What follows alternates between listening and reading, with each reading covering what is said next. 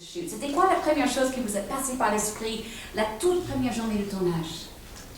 Well, Yes, please. there we go, better. Well, every single day there were a few moments where you would stop and realize, oh my God, we're doing what we're doing.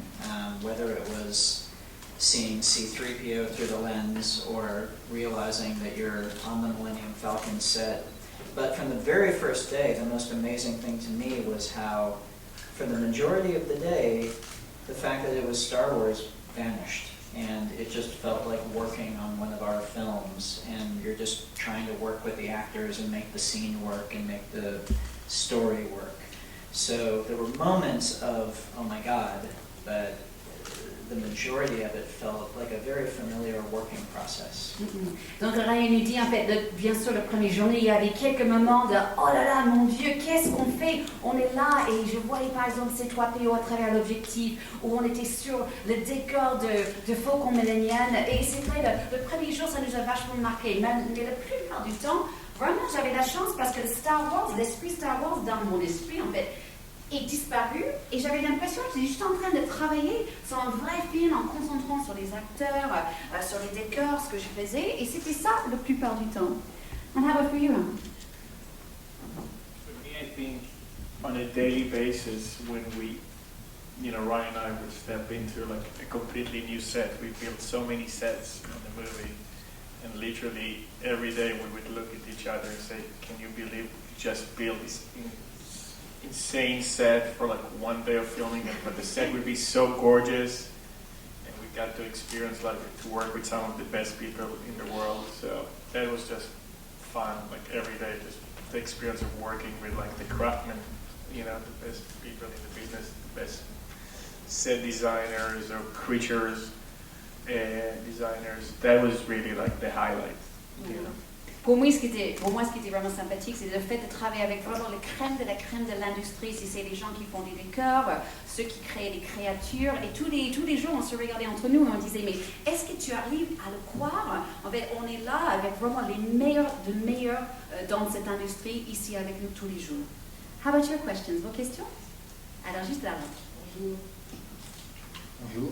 J'aimerais savoir, vous avez réalisé les derniers Jedi, évidemment, mais vous l'avez aussi écrit. J'aimerais savoir si vous avez eu une totale liberté sur l'histoire ou est-ce qu'on vous a imposé une ligne directrice. Okay. So Ryan, a question for you. Obviously, you directed the movie, but you also wrote it. And his question is, did you have complete freedom, or was there some sort of line that you had to follow that was imposed upon you?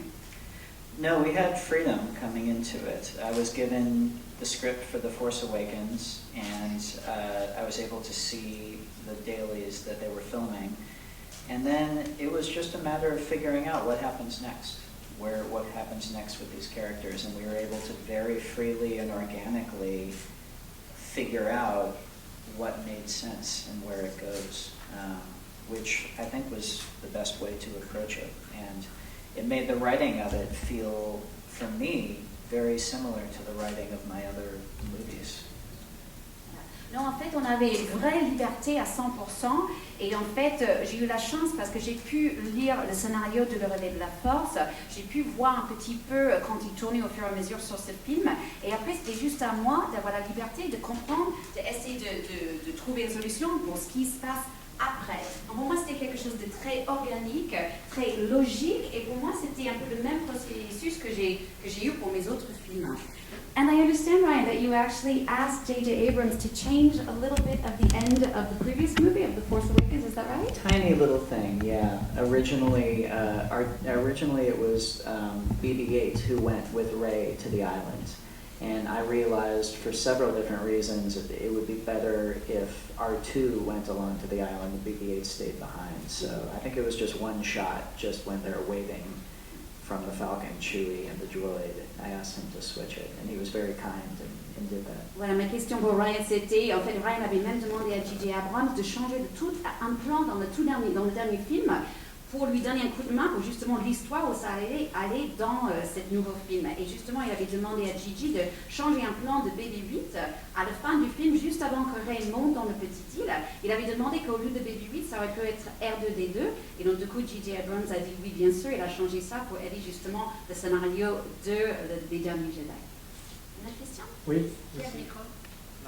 Vous pouvez le mettre debout? Merci. Bonjour. Du coup, j'ai vu que Mark Hamill avait dit qu'il s'était beaucoup interrogé sur ce qui arrivait à Luke pendant les 30 ans qui s'écoulent entre le retour du Jedi et le réveil de la Force, et qu'il avait partagé en fait ses idées avec Rian Johnson. Donc, je voulais savoir s'il pouvait nous en dire un peu plus sur le type d'idées qu'il lui a proposé et ce qu'il en a pensé. Okay, so he's saying Mark Hamill obviously had a lot of questions about what happened to Luke in the 30 years between Return of the Jedi and this movie, and apparently he came to you with lots of ideas. He's wondering what those ideas were, and did you incorporate any of them? Oh, Mark had a lot of ideas about what happened. Mark avait beaucoup d'idées. Which was wonderful. And, you know, I told Mark, I said, this is not necessarily going to enter the canon, but let's talk about what the journey was between then and now. And I wanted him to feel ownership over the arc of the character, mostly because I realized how strange it must be for him to be so closely attached to this character for so many years, and then to have some young jerk come and put a script in his lap and say, now it's this. And I was very conscious of how difficult that must be. And so through collaboration with him on the part, but also through talking about his backstory, I wanted to do anything I could to give him ownership over the part and to help him feel attached to where the character ended up and how he got there. And so if that meant him coming up with a story, even if it's just for in his head of what Luke's path was, that seemed like a very good thing to do for me. Mm-hmm. Voilà, donc Marc et moi, on a beaucoup parlé. Marc avait beaucoup d'idées. Moi, je lui ai dit, écoute, je suis pas sûre que tout ça va rentrer dans toutes les sagas de Star Wars, mais j'étais tout à fait d'accord pour parler de ce voyage, de toutes ces décennies qui sont passées entre il y a 30 ans et maintenant. Et surtout, je voulais que lui, il comprenne vraiment un peu ce qui est devenu son personnage, parce que je me suis dit, ça doit être très bizarre pour lui en tant qu'acteur. C'est quelqu'un qui est tellement attaché à ce personnage de Luke Skywalker. Et voici moi, un jeune con, comme il dit, un jerk, qui dit maintenant, en fait, voici le scénario, c'est comme ça et ce n'est pas autrement. Et donc, du coup, je me suis dit, ça va vraiment l'aider de travailler ensemble pour qu'il se sente un peu attaché vraiment à ce personnage et qu'il pourrait bien s'approprier tous ces 30 ans qui ont passé entre le retour des Jedi et aujourd'hui. Et pour moi, c'était quelque chose de très important. C'est qui a le micro? Voilà. Hello. Oui, bonjour. Il paraît que The Last Jedi serait le film le plus long de toute la saga Star Wars. Est-ce que vous pourriez nous confirmer ça? Est-ce que vous avez déjà une idée de la durée du film? On parle de 2h30. Voilà. Okay. So his question is, apparently he's heard that the movie is going to be the longest in the whole Star Wars canon. What's the exact duration? And can you tell us a bit more about that choice to make a longer film? Yeah, it's the longest so far. It's 2 hours and 30 minutes, including the credits. And the choice was, that's how long the movie was. And so we reached a point where we realized, pacing-wise, it felt very good, and it didn't feel long. It felt like if we wanted to get it even any shorter, we would be compromising some of the characters and some of the journeys. We didn't want to do that, and we felt like the movie felt like a good length. So its total running time is long. Its perceived running time, I hope, is shorter. Ok, donc oui, effectivement, c'est le plus long jusqu'au présent, 2h30, y compris le générique. Et le choix, c'était parce que c'est ce qu'il fallait qu'on fasse, quoi. Et pour moi, en regardant ce film, il ne sent pas long pour moi. Et j'espère que quand vous le voyez, vous allez dire aussi que c'était la bonne durée, même si à l'entendre, 2h30, ça a l'air long, mais en fait, à regarder, j'espère que ça ne va pas avoir l'air aussi long que ça. Just before, I got a question for Ram, actually. Ram, you've known Ryan a really long time. You produced his very first feature film, Brick. Did you always know he was the right guy to direct a Star Wars film? Ma question pour Ram, c'est ils se connaissent depuis très très longtemps. Il a produit le premier film de Ryan, Brick. Est-ce qu'il a toujours su que Ryan était ce qu'il fallait pour réaliser un film de Star Wars? It wasn't up to me to know, but I always knew that whatever Ryan wants to do, he will do it in the best way. And Ryan is very unique in the fact that he writes and directs, and there's very few people who can actually do it or be doing it. So I think it was very easy for Kathy Kennedy and people at Disney to realize, okay, we've got a guy here who's going to write and direct, and at the same time he can articulate everything that he wants, and every choice he makes is very purposeful. And so as a producer, or if you're a studio, it's like a no-brainer. Donc l'idée, ce n'était pas ma décision d'embaucher Ryan, mais je sais, comme je le connais depuis longtemps, tout ce que Ryan veut faire, il peut faire, mais d'une manière parfaite. Et en plus, il a ce don de pouvoir écrire et réaliser, qui est très très rare d'ailleurs à Hollywood. Donc pour moi, c'était assez facile pour Kathleen Kennedy et tous les studios Disney de lui avoir choisi. Et surtout, ce qui est très très fort chez lui, c'est qu'il peut vraiment bien exprimer chaque chose et chaque choix qu'il fait, il y a une raison derrière ce choix. Donc c'est clair, pour un studio, c'était une évidence. Qui a une question? Allez ici. Hi, I would like to know how was your work with Steve Yedlin, your director of photography? What did he bring to the Star Wars universe in terms of color and choices and stuff? Et en français, donc la question sur le directeur photo Steve Yedlin, comment ça s'est passé par rapport à ses choix? Thank you for asking about Steve. Steve Yedlin, my cinematographer, we've been best friends since we were 17 years old. We met in college on a student film set, and we've been working together a long, long time. And so just having Steve along with me on this journey meant so much emotionally. And also, he's an incredible cinematographer, and we looked at The Empire Strikes Back as a visual reference for the lighting. And we looked at how they took risks in that movie with the lighting, and how dark they went in certain scenes, and how moody they let themselves go. But at the end of the day, we also knew we couldn't just copy the visual look of another Star Wars movie. We had to make something that felt good to us. And so we tried to find a balance between those two. Voilà, donc il dit merci beaucoup d'avoir posé cette question sur Steve Yedlin. En fait, c'est un de mes meilleurs copains depuis l'âge de 17 ans. On l'a rencontré à l'université, on travaillait ensemble sur un film pour les étudiants. Donc c'était tellement chouette pour moi de l'avoir ici sur ce film d'un point de vue émotionnel, bien sûr, mais aussi c'est un super directeur de photo. Donc on a beaucoup regardé l'Empire contre-attaque, notamment par rapport à l'éclairage, la lumière. Et on aimait bien comme ils ont fait des choix, osé de faire un film aussi sombre, aussi noir en fait en ce qui concerne la lumière.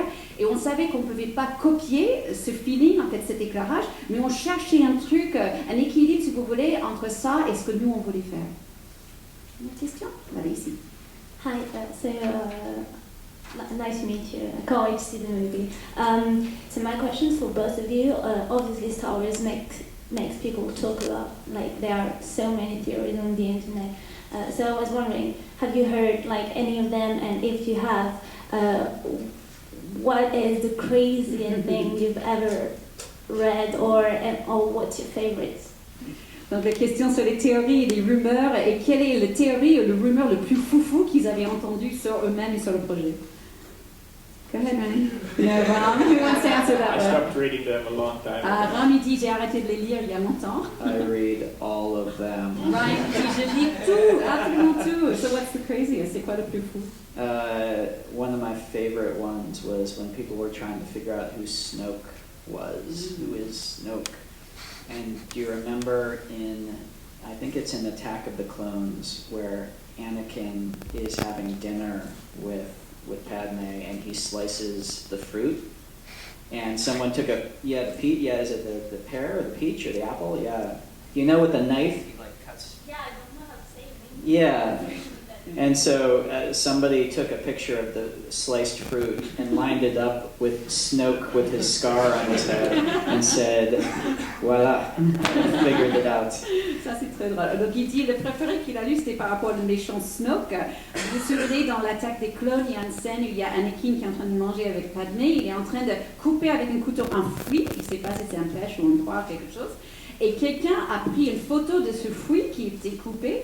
Il a mis à côté d'une image de Snoke avec son cicatrice. Il a dit, et voilà, c'est ça l'origine de Snoke. C'est ce morceau de fruit. But obviously I was upset because we had to go back and do a reshoot. Et j'étais pas du tout content parce que vous comprenez, il fallait quand même aller tout refaire la scène à cause de ça. Bon, qui a une autre question? Voilà, qui a dit quoi? You mentioned Attack of the Clone. What role plays the prequels in your conception of Star Wars and in the realization of the script of your movies? Voilà, donc une question sur le rôle de la prélogie, si vous voulez, les 3 premiers films, l'influence que ça a eu sur les derniers Jedi. Well, they're a part of the backstory that we're dealing with, and they're a part of the saga, a big part of the saga, and so you know they're a part of our story as well. It's very interesting the relation of the prequels to the original films. For people my age who grew up with the original films and feel close to those, for me it's wonderful to see fans online who were kids when the prequels came out and who those movies are to them what the original movies were to me. So yeah, so anyway, but it's all part of the saga that leads up to this, so it's all in there. Voilà, donc tout est lié effectivement, en fait, ça fait tout partie d'une très grande saga. Et en fait, pour moi, ce qui est assez intéressant, c'est la relation que les jeunes fans ont avec cette prélogie, comme on l'appelle. C'est un peu pareil de ce que moi, les gens de mon âge, la relation que nous, on a avec les 4 films originaux. Donc j'adore voir ces fans qui sont tellement excités sur cette première, en fait, prélogie, que moi, je suis sur les 3 films originaux. Et c'est vrai, ça fait juste tout partie d'un grand arc dans l'histoire, comme ça. Merci. Bonjour. Réaliser un Star Wars, ça doit être une aventure tous les jours. On voit des choses vraiment différentes tous les jours avec les créatures, les décors. Est-ce qu'il y a une journée de tournage qui vous a marqué plus qu'une autre? Okay, he's saying it must have been so different every single day on the shoot, but was there one day in particular that really sticks in your mind, stands out in your mind? I mean, you're right, every single day. I'll tell you, it's funny. I'll speak to one day that wasn't on the shoot. Ah. But that was when we were working with John Williams, and we were on the scoring stage, and we recorded the opening fanfare. And to be there with a 100-piece orchestra, with John Williams conducting, and to be as close to the orchestra as I am to you, and feel that music hit your bones. It's amazing, and at the end of a process that had been filled with magical moments, that was just maybe the topper. Voilà. Donc il dit, je peux vous parler en fait d'un jour qui n'était pas sur le tournage, mais c'était quand même un jour de travail. C'était concernant John Williams, le compositeur de la musique. Donc on était sur le plateau en train d'enregistrer justement sa musique. Il est en train d'enregistrer l'ouverture du film. Et il y avait un orchestre de 100 personnes, et moi j'étais aussi proche d'eux que moi je suis de vous actuellement. Et juste d'être là et de ressentir cette musique en direct dans les os, en fait, ça m'a donné la chair de poule. Et à la fin d'une procédure, d'un tournage qui était tellement incroyable et plein des moments magiques, là c'était vraiment pour moi le summum. Ram, I have a question for you. How important is the whole fan base to you? What kind of responsibility do you feel to the fans when we're putting together a film like this? Ma question est sur la responsabilité qu'on ressent par rapport à un film comme ça, par rapport aux fans. Getting it right. I honestly think in the process of making the movie, our only responsibility was to make the best movie. And hopefully the fans will respond. But, you know, Ryan basically wanted to make the best movie. And that's it. We can't control what the fans are going to think. You know, we clearly hope that they will respond to it. But while you're making the movie, all you're thinking is actually making the best movie that you can. Ok. Voilà, donc il a dit en fait, pour moi, la seule responsabilité était vraiment de faire le meilleur film que je pouvais, et on ne peut pas contrôler ce que les fans vont penser, vraiment on ne peut pas. Tout ce qu'on peut penser au jour le jour, c'est comment faire le meilleur film possible. Une autre question? Voilà, ici. Oui, je vous demandais justement, parce qu'il n'y a pas seulement les fans, pardon, il y a aussi vous deux, et comment vous vivez ça, parce que c'est quand même assez stressant, il y a beaucoup de pression. Personnellement, en tant que producteur et réalisateur, quels sont vos ressentis justement par rapport à cette sortie où on va tous vous lyncher en fait globalement à un moment donné? So the question is not just, kind of going off the back of the fan question, but also in regards to yourself, like what? Stress, yes, back to stress, yes. Well, this is, the stress began when we finished the movie for me. During the making of it, I could just hide in the process of making the movie. But the instant we finished it, and I realized the countdown had started until everyone sees it, then suddenly I started getting nervous, understandably. So, but I know I'm very proud of the film. I think we all are, and I hope fans will love it. But I think it's unavoidable to be nervous when you're putting something you care about out into the world, and knowing, having been a fan myself for the past 40 years, knowing how deeply people feel about Star Wars, you don't want to let them down. So we'll see. Voilà, donc en fait, pour moi, le stress a commencé lorsque le film a été terminé. Pendant qu'on faisait le film sur le tournage, j'ai pu me cacher un peu, ça me travaillait pas trop. Mais le moment qu'on a fini le tournage, là, je sentais vraiment le décompte démarrer. Et c'est vrai, je suis très très nerveuse, j'ai peur. Je suis fière, bien sûr, je suis fière de ce film, mais comme moi aussi, je suis fan de Star Wars depuis 40 ans, je veux vraiment pas décevoir les fans, et c'est vrai, ça me pèse pas mal. Qui a le micro? It's a double question. Have you ever received advice from George Lucas? And I wanna be a director. Excuse me. I wanna be a director movie. And have you ever advised for me to direct a movie one day? Voilà, donc il voulait savoir s'il a eu des conseils de George Lucas, et aussi il veut être réalisateur, il veut savoir s'il a un conseil pour lui. I got to have a conversation with Lucas at the beginning of the process. It was just very general, and he was very supportive, but he wasn't involved in the process of actually making the movie. But he's been, I went to USC, the film school I went to, because I read a book about George Lucas. I grew up with him as a hero of mine. And then the only advice I think that matters is to make movies. Start now. Start this afternoon. Get your friends and use the phone that you're taking a picture of me right now with, and make a movie with it if that's what you have. I really think that, many times when film students or people who are starting out ask for advice, they want to know how to break into the business. I think that's the last thing that should be on your mind. All you should think about is making your own films, getting better at it, and developing what you care about and what you want to say. And if you develop that, and if you get to the point where you're making things on any level, even with a little camera like that come from you and are interesting, people will see that, people will notice it.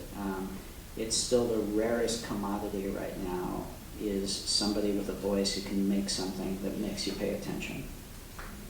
Okay. Voilà, donc il a dit, j'ai eu une longue conversation avec George Lucas, mais c'était assez général parce qu'en fin de compte, il n'était pas vraiment sur le tournage, il n'était pas là du tout d'un point de vue quotidien, ni jour pour jour, donc vraiment c'était juste un truc un peu général qu'on a eu tout au début. Mais en fait pour moi c'était quelque chose d'énorme d'avoir cette conversation avec lui, parce que moi je suis allée à l'université USC en Californie, à leur école de cinéma, grâce au fait que j'ai lu un livre sur George Lucas qui était lié à cette université. Et quant au conseil que je peux vous donner à quelqu'un, c'est commencer maintenant, faites des films, utilisez n'importe quoi, même vos petits iPhones sur lesquels vous êtes en train de prendre une photo, juste faites des films. Et souvent, quand les gens me posent des questions sur comment on démarre, j'ai l'impression qu'ils veulent dire comment on démarre dans l'industrie, en fait, comment on use son opportunité. Mais en fait, il ne faut pas du tout penser à ça, il faut penser à faire des films, vos propres films, faites à votre manière, avec votre propre voix, parce que c'est ça qui est tellement rare aujourd'hui, les vraies voix un peu originales, différentes. Donc cherchez votre voix et faites des films. Ici? Hi. So did the story change a lot between the first version of the script and the end result? And did you ever give up an idea because you fear that it would dislike too much to the fan?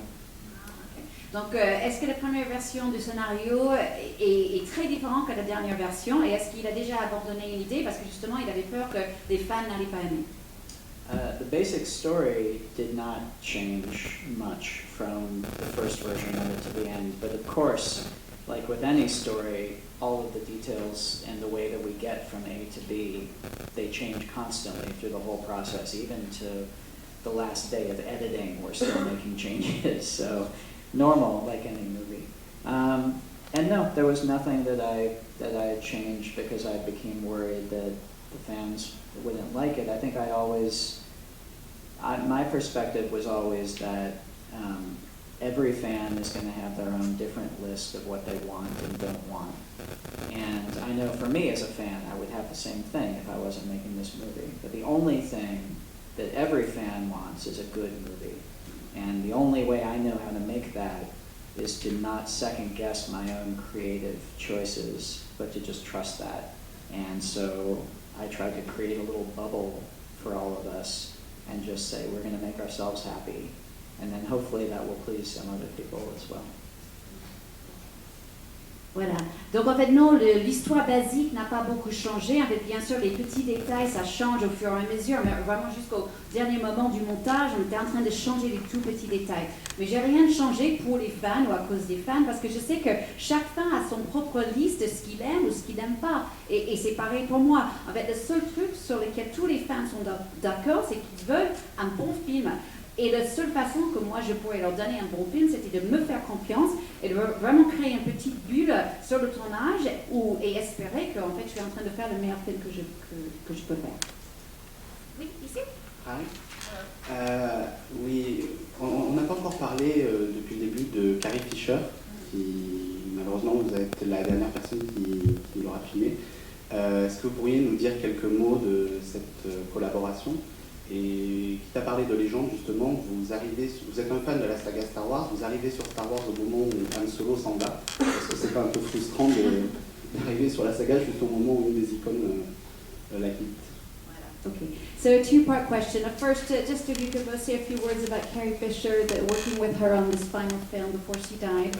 And also a second question, talking to your fanboys, if you like. Was it frustrating to come onto the movie when Han Solo was no longer there? Well, Carrie, I mean, I'm so sad that I only got to know her for this amount of time, but I'm so happy that I got even that, just personally. And then in the movie, I'm very thankful that we have a beautiful performance from her in the film, and I hope that for fans who are all dealing with their own sense of loss, of losing this character, and Carrie is someone that they've seen throughout the years in interviews and had their own, relationship with in a way. I think the fans are all dealing with their own loss, and I think some of the scenes in this movie are going to mean a lot to the fans. I hope so. I hope so. And as for the Han Solo part? And yeah,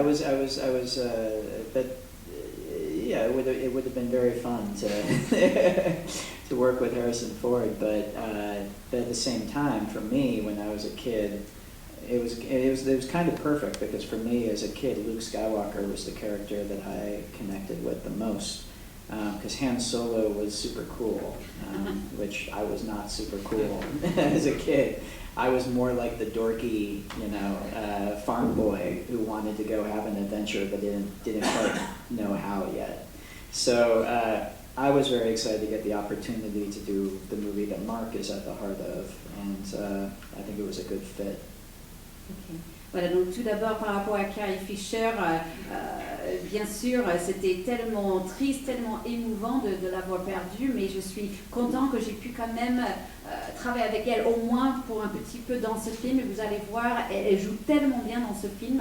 Et j'espère que les fans, en fait, ils vont pouvoir faire le deuil en quelque sorte, pas seulement Léa, mais aussi l'actrice Carrie Fisher aussi, parce que bien sûr, depuis les décennies, c'est quelqu'un qu'ils ont aussi découvert à travers les interviews et tout ça.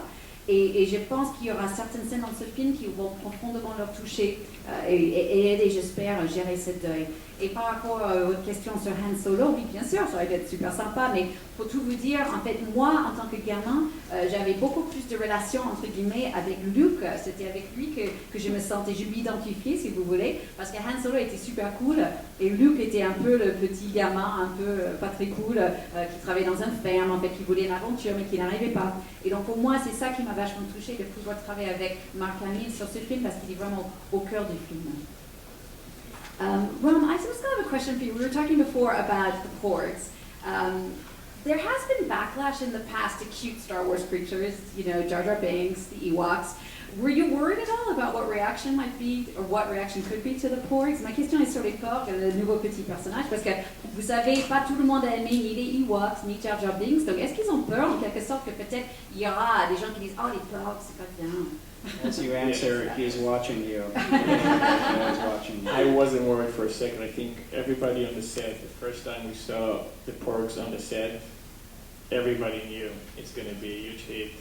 Everybody would want to have it, like every kid would want to have it like next to their bed. Each one is 4 of those, and they sleep with him every night. But no, I was not worried at all. Ok, donc Rami dit non, pas du tout. On a vu sur le tournage, en fait, dès le premier moment qu'on a sorti les porgs sur le tournage, tout le monde a su que ça allait marcher. Ils sont tellement mignons, et même tous les gamins, ils vont vouloir avoir 4 autour d'eux sur le lit. Une autre question? Oui. Bonjour, alors ma question ça portait sur les caméos, parce que alors, dans le dernier épisode, il y avait Daniel Craig qui joue un Stormtrooper, et apparemment dans le prochain, il y aura les princes William et Harry qui vont aussi jouer les Stormtroopers. Je voulais savoir juste qui avait eu cette idée, comment ça s'était passé, et est-ce qu'on peut s'attendre à d'autres caméos du même type? So a question on cameos. He knows in the last one Daniel Craig played a stormtrooper. He's wondering if you can confirm that Princes William and Harry are stormtroopers, and if so, how that happens, how this kind of cameos happen, what the shooting days are like for that. Well, I can't confirm anything. Je peux rien confirmer pour Harry et Sorry. William. But I'll say everybody always wants to be a stormtrooper until they try on the stormtrooper outfit. Moi, je peux vous dire que tout le monde veut être un stormtrooper jusqu'au moment où il met le costume de stormtrooper. And realize it's a medieval torture device. Et on se rend compte que c'est un instrument de torture moyenâgeux. I will say one cameo that we have in it is we managed to get Gareth Edwards in there, which was really fun. You were in, you cameoed in Rogue One, didn't you? Yeah, I was, Ram and I together had a cameo where we were in the firing chamber of the Death Star in Rogue One, which was great because I knew he couldn't cut us out of the movie. The one thing you have to do in that movie is fire the Death Star. So Gareth made it into the final cut of our movie. Voilà, le seul truc que je peux vous dire en tant que petite apparition, cameo, c'est Gareth Edwards qui est le réalisateur de Rogue One. Lui, il joue un tout petit rôle dans mon film. Et moi je dis, mais parce que vous avez joué dans son film, et c'est vrai tous les deux, ils avaient un tout petit rôle avec Ram et Ryan dans Rogue One. Et il jouait celui qui tirait l'arme pour le Death Star, pour l'étoile de la mort. Et ils ont dit, on sait qu'il ne va jamais nous couper en fait de ce film parce que tu as toujours besoin de quelqu'un pour tirer justement cette arme. Une autre question? Dernière question. Voilà.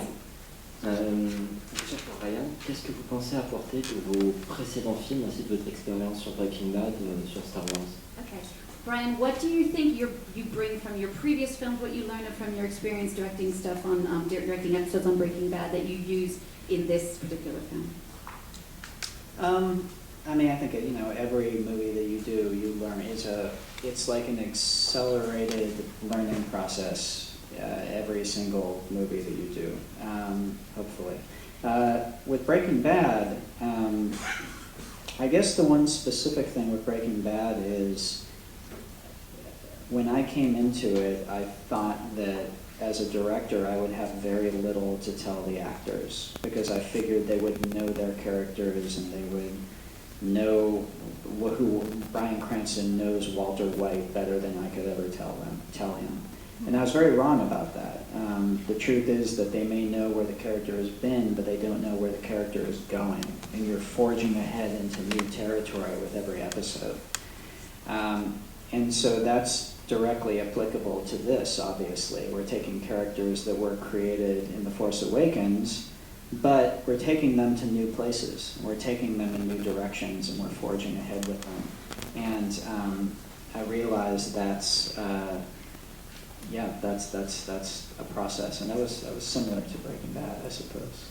Voilà. And also all the crystal meth in The Last Jedi. That's what the red crystals are, is crystal meth. We haven't revealed that yet, but it's a variant of the blue. Ok. Donc, bien sûr, sur chaque film, c'est comme un cours intensif du cinéma à chaque fois. Mais je peux vous dire que sur Breaking Bad, en fait, j'ai vraiment appris quelque chose parce que quand je suis arrivée sur le tournage, je me suis dit, bon, je vais rien dire aux comédiens parce que, par exemple, Bryan Cranston, il connaît son rôle par cœur.